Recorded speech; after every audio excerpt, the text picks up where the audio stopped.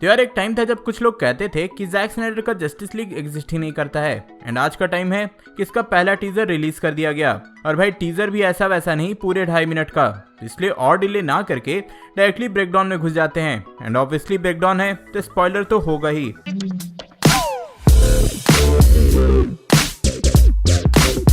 सबसे पहले बात करते हैं बैकग्राउंड म्यूजिक की, जो कि पूरे ट्रेलर की जान है। एंड सच में ये तो अप्रिशिएट करना ही पड़ेगा कि म्यूजिक का सिलेक्शन और ट्रेलर की एडिटिंग टू द पॉइंट है। अगर आप फुल वॉल्यूम पे हेडफोन लगा के इसे सुनोगे तो गूज बम्स आ जाएंगे। अगर शॉट बाय शॉट ब्रेकडाउन पे बढ़े तो यार सबसे पहला शॉट हमें डार्क साइड का ही मिल जाता है, लेकिन ये यंग डार्क साइड है जब वो अपने फुल पोटेंशियल में नहीं था, और यहाँ पे इसका नाम यूक्सेस था। एंड मेरे अकॉर्डिंग ये सीन वो होगा पास्ट वाला जहाँ वो अर्थ को इन्वेट करने आया था। वैसे रिलीज जस्टिस लीग में डार्क साइड को पूरी तरह से स्टेपेनवुल्फ से चेंज कर दिया गया। आगे हमें सुपरमैन भी दिखता है।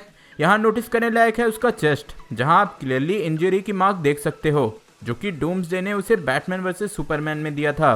फिर ये शॉट जो कि है तो कुछ सेकंड का, लेकिन हमें बहुत सारा इन्फॉर्मेशन मिलता है यहाँ पे।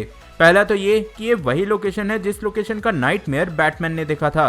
देन यहाँ पे जस्टिस लीग का टूटा हुआ बैनर है, जिससे कि रिप्रेजेंट किया जा रहा है कि कैसे जस्टिस लीग डिस्ट्रॉय हुआ। एंड आप यहाँ एक्वामैन का ट्राइडेंट भी देख सकते हो, पैराडिमंस भी हैं। एंड सबसे इंटरेस्टिंग यहाँ एक जोकर का कार्ड उड़ रहा है, जो कि ऑब्वियसली एक ईस्टर एग है डीसी के विलेन जोकर का।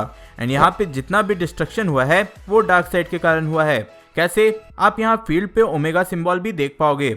बैटमैन वाले नाइटमेयर सीन में भी ये था, एंड डार्क साइड के चेस्ट में भी ओमेगा का सिंबल है। एंड शायद आपको उसके एक सुपर पावर ओमेगा बीम के बारे में भी पता ही होगा।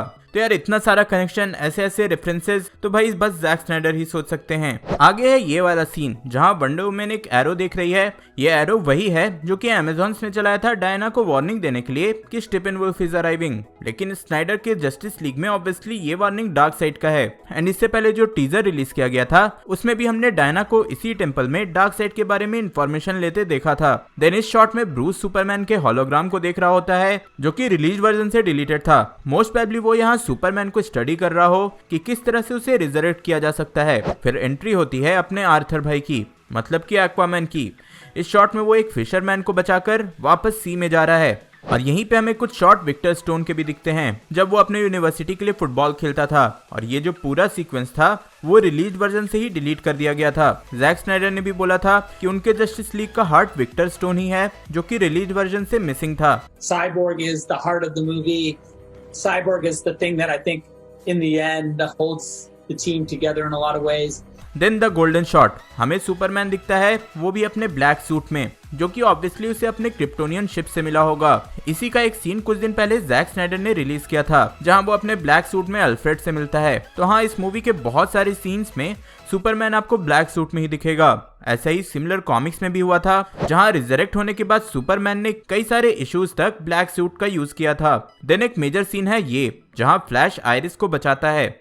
आई थिंक सबने ये सीन अब तक तो देख ही लिया होगा, क्योंकि इसे जस्टिस लीग के बाद ही रिलीज कर दिया गया था डिलीटेड सीन बोल के। इसके बाद साइबॉर्ग का ये शॉट, जहां वो एक ग्रेव खोद रहा है। अब ये किसी का भी ग्रेव हो सकता है, पहले तो अपना ही, क्योंकि ऑब्वियसली साइबॉर्ग बनने के बाद उसमें जीने की इच्छा नहीं बची थी, या फिर अपने माता पिता की, क्योंकि यहाँ पे क्लियरली 2 टूम्बस्टोन है, या फिर सुपरमैन की, क्योंकि जस्टिस लीग के रिलीज वर्जन में भी एक ऐसा ही सीन था। तो मे बी ये उसका अल्टरनेट वर्जन हो। अब ये वाला शॉट बैटमैन का बहुत ज्यादा पॉपुलर है, जो कि गॉथम पुलिस स्टेशन के बिल्डिंग का ऊपर का है। एंड ऐसे स्टैचू को ग्रिम रीपर स्टैचू बोला जाता है, जो कि डेथ रिप्रेजेंट करते हैं। एंड इससे आप मूवी का टोन समझ ही सकते हो। फिर हमें एक्वामैन के ट्राइडेंट का शॉट मिलता है, आर्मर का शॉट मिलता है। ऐसा लगता है कि यहीं पे एक्सप्लेन होगा कि कैसे वो अपने प्रॉपर फुल आर्मर में एंट्री किया था, नहीं तो रिलीज वर्जन में इसका कोई एक्सप्लेनेशन ही नहीं था। और शायद इसी सीन से प्रॉपरली एक्वामैन की मूवी का भी सेटअप होगा।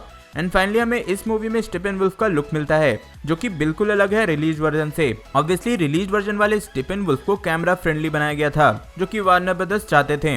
वार्नर ब्रदर्स ने ही सुपरमैन के ब्लैक सूट को यूज करने से मना कर दिया था, तो उन्होंने बहुत सारी गड़बड़ की है। लेकिन यहाँ जो स्टेपेनवुल्फ है वो क्लियरली ज्यादा डेडली लुकिंग है, और भाई देखकर लग रहा है कि अर्थ खतरे में है। फिर आता है ये वाला सीन, जहां सुपरमैन रिजरेक्ट होने के बाद बिल्डिंग के ऊपर हवर कर रहा होता है। नीचे से लुइस भी उसको देख रही है।